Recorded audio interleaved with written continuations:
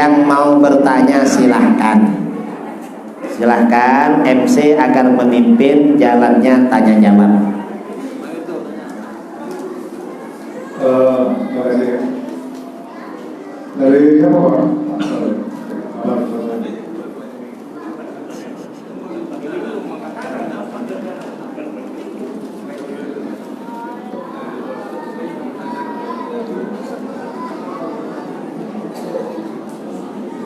Assalamualaikum warahmatullahi wabarakatuh.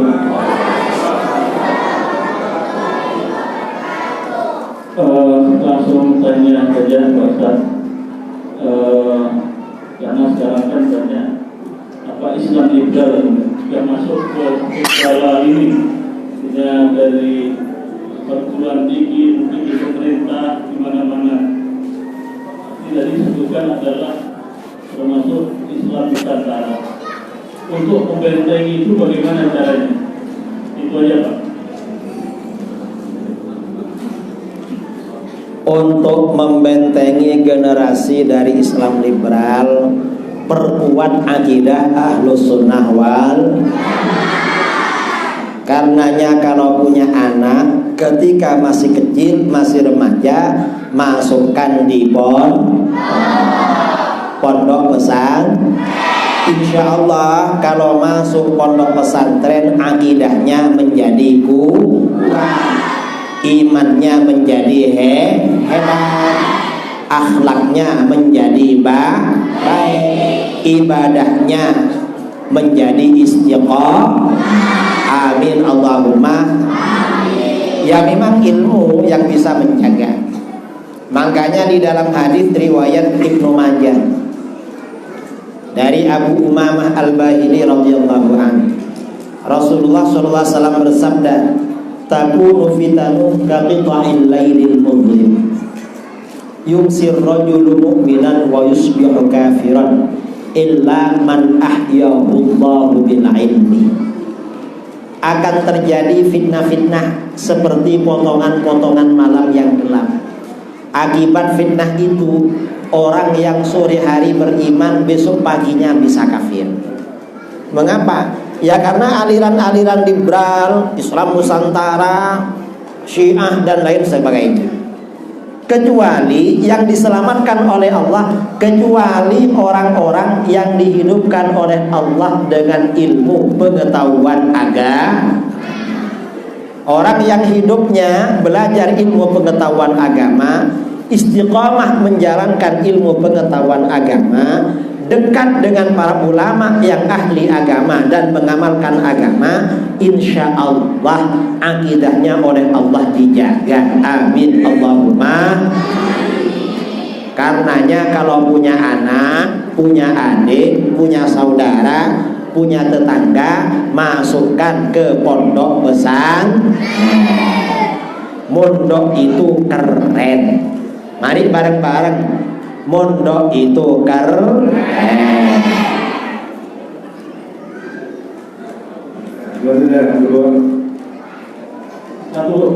Satu lagi. Rasul adalah manusia terbaik. Terus ada bahwa bapaknya Rasulullah masuk neraka. Gimana penjelasannya? Kalau menurut kita, kedua orang tua Rasulullah SAW itu termasuk orang yang di akhir. Alasannya apa? Yang pertama, kedua orang tua Rasulullah itu termasuk ahlul fatrah. Ahlul fatrah itu artinya orang-orang yang jauh dari kenabian sebelumnya, sehingga tidak tahu ajaran syariat Nabi sebelumnya dan tidak mengikuti kenabian berikutnya. Ahlul fatrah ini di dalam Al-Quran dijamin tidak diazab oleh Allah.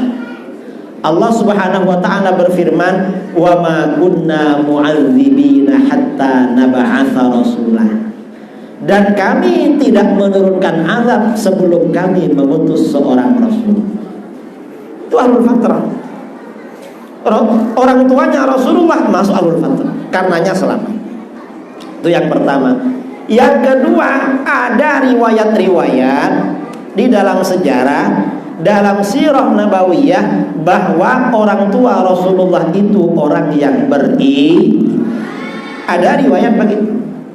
Yang ketiga, ada riwayat lagi, orang tua Rasulullah setelah Rasulullah SAW diutus menjadi Rasul, suatu ketika Rasulullah berdoa agar kedua orang tuanya hidup. Setelah hidup, lalu dua orang ini bersyahadat, setelah itu meninggal lagi. Itu ada riwayat seperti itu. Ini yang pertama.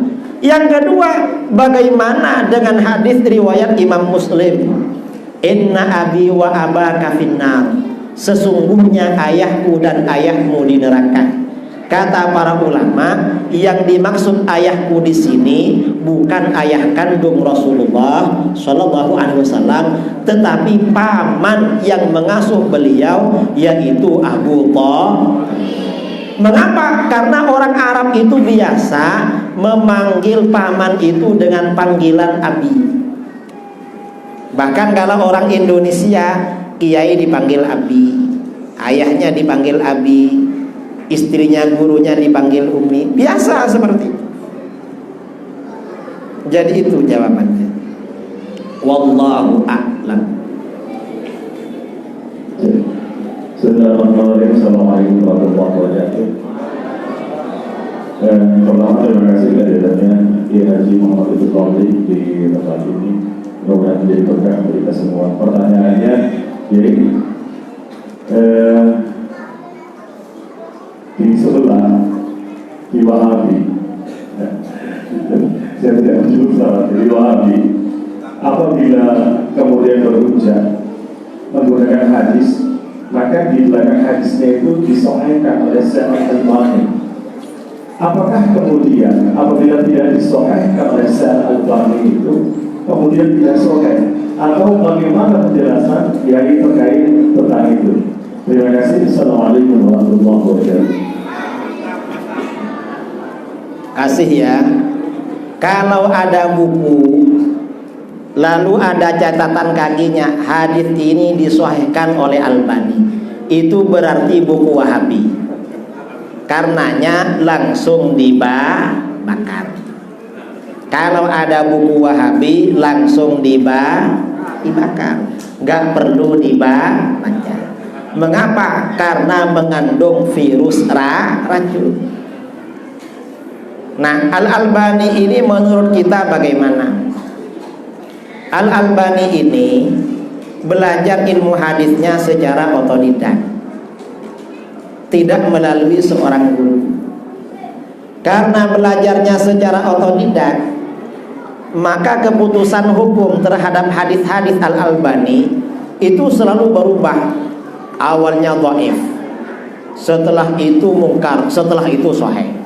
Awalnya sahih, setelah itu hasan, lalu banyak, dan itu ratusan yang seperti itu. Karenanya hadis yang dikoreksi oleh Al-Albani itu tidak bisa menjadi rujukan. Itu yang pertama. Karena faktor keilmuan Al-Albani gak punya guru.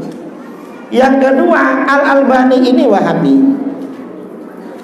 Karena Wahabi, Al-Albani ini punya kecenderungan ketika menilai hadis disesuaikan dengan akidah Wahabi. Al-Albani ini awal-awal mengarang kitab berjudul Sahihul Jami'is Shaghir wa Ziyadati, dan kitab Silsilatul Ahadits As-Sahihah. Dalam dua kitab ini ada hadis yang menjadi dalil Ahlus Sunnah wal Jamaah oleh Al-Albani dinilai hasan atau sahih, yaitu hadis yang diriwayatkan oleh Al-Baihaqi dalam Syu'abul Iman dan diriwayatkan oleh Abu Nu'aim dalam Hilyatul Auliya dari Abdullah bin Umar.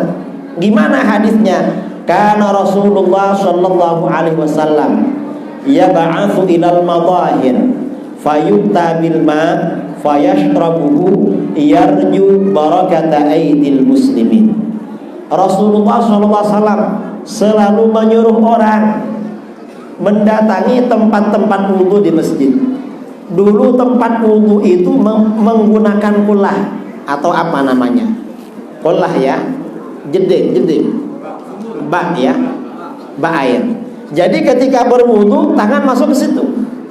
Enggak pakai keran dulu, pakai ba. Nah, Rasulullah minta diambilkan air. Diambilkan air dari situ. Setelah diambilkan, Rasulullah minum. Mengapa minum? Rasulullah mengharapkan berkah tangan-tangan muslim yang berwudu di situ. Kata Al-Albani di kitab Sahihul Jami' dan silsilah haditsun hasan. Hadis ini hasan. Karena hadis ini hasan, ini dalam hadis ini Rasulullah bertabarruk dengan umatnya. Sementara kata Wahabi bertabarruk dengan manusia itu hukumnya syirik. Maka bagaimana para ulama ahlus sunnah wal jamaah di Timur Tengah heboh? Mengapa? Bilang sama Wahabi, Wahabi, kamu ini mensyirikkan tabarruk. Sementara guru kamu yang bernama Albani mengatakan hadis tentang tabarruk ini hadisnya hasan. Berarti tabarruk tidak syirik. Akhirnya orang-orang Wahabi datang kepada Albani. Syekh, ini gimana Syekh? Kenapa? Kita ini kan mensyirikkan tabarruk. Betul. Tapi Syekh, hadisnya bilang sahih, dibilang hasan. Loh di mana itu? Ini di kitab ini. Albani itu walaupun ngarang kitab gak hafal sama isinya. Akhirnya apa? Kata Albani, tenang, ngarang kitab lagi. Habis itu Al-Albani ngarang kitab lagi. Lalu hadis tadi dibilang haditsun dhaif. Ini adalah hadis dhaif. Albani sering begitu. Makanya gak boleh diikuti. Bahaya.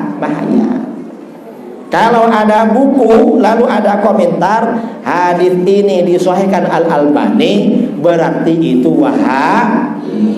Berarti itu perlu dan harus untuk dibakar.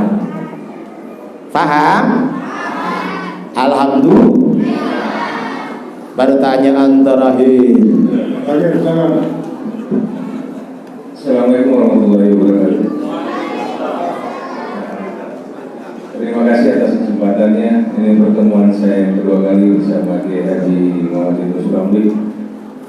Malam ini mungkin ada pertanyaan yang berkaitan dengan masalah liberalisme. Di tengah kita ini alhamdulillah banyak santriwati dan santriwan. Mereka lah generasi kita dan ada anak-anak kami juga di sini.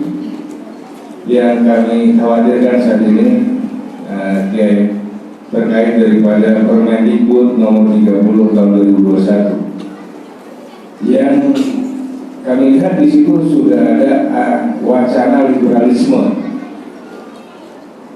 yaitu terhadap mengenai seks bebas boleh dilakukan asal suka sama suka. Astagfirullah, itu yang terjadi. Nah, jadi kira-kira triknya apa ya untuk anak-anak kita? Tentu juga balik-balik dan kita juga amar ma'ruf nahi munkar. Itu aja. Terima kasih.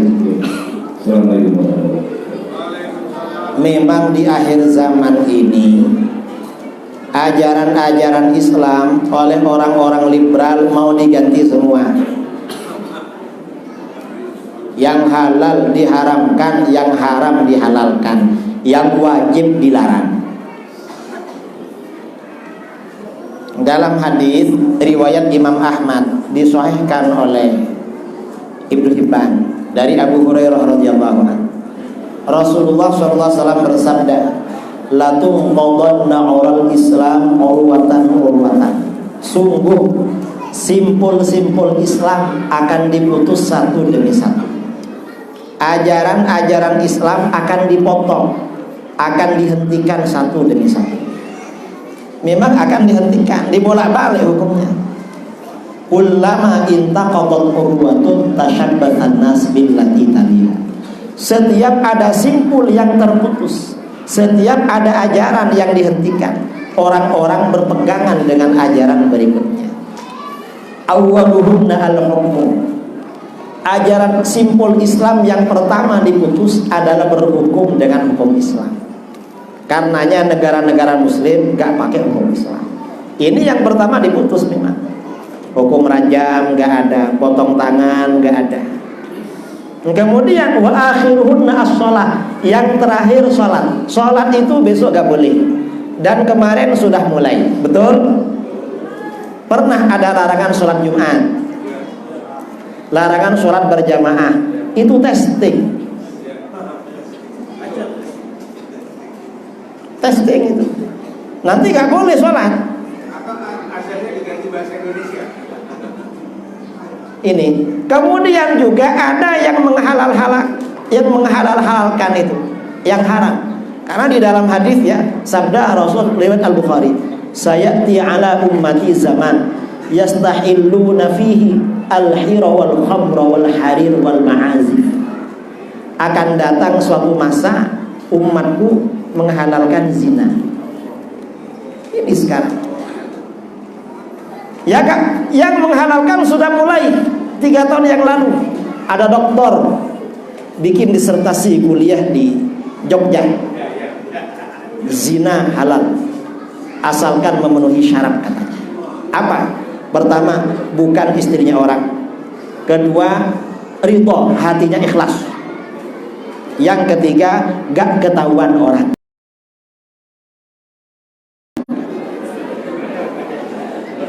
Ngawur, zina itu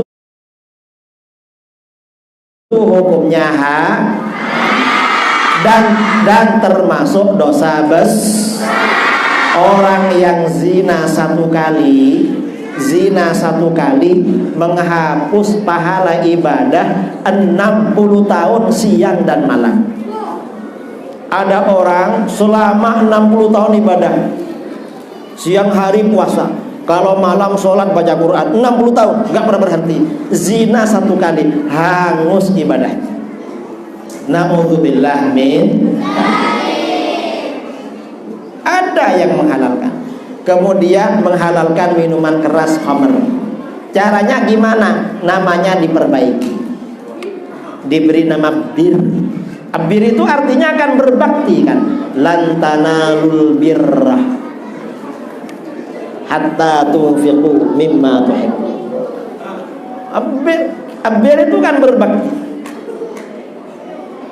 Ya namanya dihalus-haluskan memang. Zina itu sudah lama. Dulu kan orang datang ke tempat perzinahan kan pelacur. Lama-lama diganti PSK, pekerja komersil. Ya pokoknya nama-namanya dihalus-haluskan itu. Tapi kalau orang yang halal-halal dijelek-jelekan. Apa? Kalau ada orang menjadi istri muda, dibilang apa? Dibilang pelakor. Apa pelakor itu?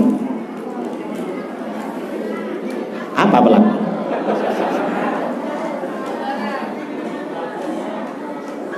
Perebut laki Enggak betul itu. Karena memang laki-laki itu berhak istrinya ada Enggak mau. Mudah-mudahan jadi istri satu di mana? Liberal ya. Liberal ini memang membolak-balik hukum. Yang halal diharamkan, yang haram dihalalkan. Kalau yang haram dihalalkan, contohnya ya tadi itu. Kalau yang halal diharamkan, contohnya apa? Poligami. Kata liberal, poligami hukumnya haram.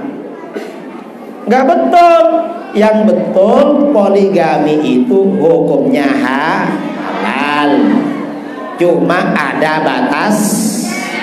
Batasnya ada berapa? Ada mau di poligami? Yang laki-laki setuju poligami?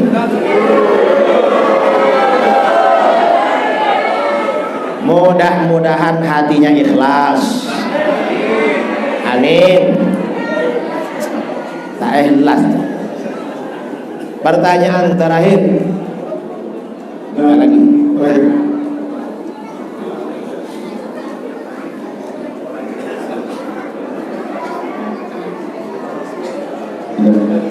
Jawabannya tadi, kalau si A tidak tahu siapa dirinya, sekarang ini beliau siapa yang pejatisnya?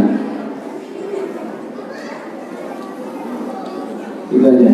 Kalau Syiah itu pendirinya Abdullah bin Sabah, seorang Yahudi berkulit hitam dari Yaman. Jadi Yahudi kalau Syiah. Kalau liberal itu pendirinya siapa? Pendirinya orang-orang Yahudi dan Kristen. Karena liberal itu dari barat asalnya. Orang-orang barat, orang-orang Kristen setelah kalah dalam perang salib, perang pakai senjata kalah terus, akhirnya mereka mendirikan pusat-pusat orientalisme. Apa orientalisme? Orientalisme itu pusat-pusat kajian tentang ketimuran, belajar Al-Quran, belajar bahasa Arab, menghafal Quran, belajar hadis, belajar fikih. Tujuannya apa? Untuk menghancurkan Islam dari dalam. Setelah orientalisme ini berdiri, lalu berdiri banyak perguruan tinggi di barat. Orientalis banyak mengajar di sana. Lalu diundang banyak mahasiswa dari negara-negara Islam, termasuk dari Indonesia. Ada yang kuliah ke Kanada, Harvard di Kanada. Ada yang kuliah ke Amerika, kuliah ke Inggris, kemana-mana. Yang ngajar orang kafir. Setelah pulang, ya belajar Islam ke sana, cuma yang ngajar orang kafir. Setelah pulang, akhirnya dia memahami Islam dari sudut pandang orang kafir. Itu namanya ajaran liberal. Yang mendirikan adalah iblis. Saya kira itu, ini masalah liberal ya. Karena ini pertanyaan terakhir dan waktu ini cukup malam, saya tutup ya. Mudah-mudahan bermanfaat. Mudah-mudahan Allah menjaga iman kita, Allah menjaga akidah kita, Allah menjaga keluarga kita, Allah menjaga lingkungan kita, Allah menjaga orang-orang yang kita cintai.